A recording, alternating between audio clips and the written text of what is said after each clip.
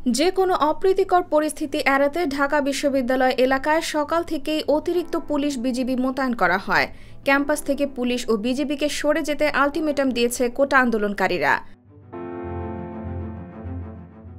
মঙ্গলবার বৈষম্য বিরোধী ছাত্র আন্দোলনের অন্যতম সমন্বয়ক নাহিদ ইসলাম সংবাদ মাধ্যমকে এ তথ্য নিশ্চিত করেছেন। কোটা সংস্কার আন্দোলনকে কেন্দ্র করে আইনশৃঙ্খলা পরিস্থিতি নিয়ন্ত্রণে নেওয়ার জন্য ঢাকা বিশ্ববিদ্যালয়ের 7 প্লাটুন বিজিবি সদস্য মোতায়েন করা হয়।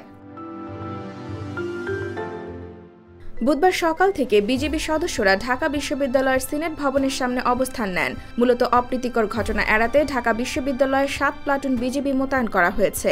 বিজিবির গণসংযোগ বিভাগের এক খুদে বার্তায় বলা হয়, চলমান কোটা সংস্কার আন্দোলনকে কেন্দ্র করে আইনশৃঙ্খলা পরিস্থিতি নিয়ন্ত্রণে ঢাকা বিশ্ববিদ্যালয়, চট্টগ্রাম, রাজশাহী, রংপুর, বগুড়া, ফরিদপুর ও কক্সবাজারে বিজিবি মোতায়েন করা হয়েছে। দেশজুড়ে শিক্ষার্থীদের তুমুল আন্দোলনের মুখে 2018 সালের 4 অক্টোবর সরকারি চাকরিতে নারী কোটা 10%, মুক্তিযোদ্ধা কোটা 30% এবং জেলা কোটা 10% বাতিল করে পরিপত্র জারি করে সরকার।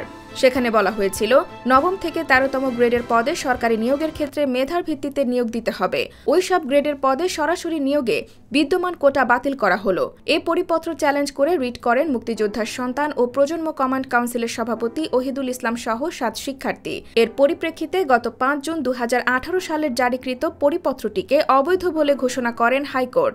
এরপর থেকে সারা দেশে বিভিন্ন বিশ্ববিদ্যালয়ের শিক্ষার্থীরা ফুঁসে ওঠেন। কোটা পুনর্বহালের প্রতিবাদে নানা স্থানে বিক্ষোভ করেন কোটা বিরোধীরা।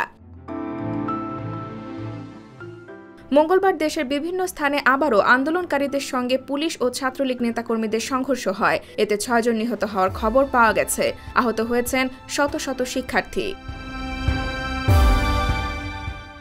IBTV USA, new York.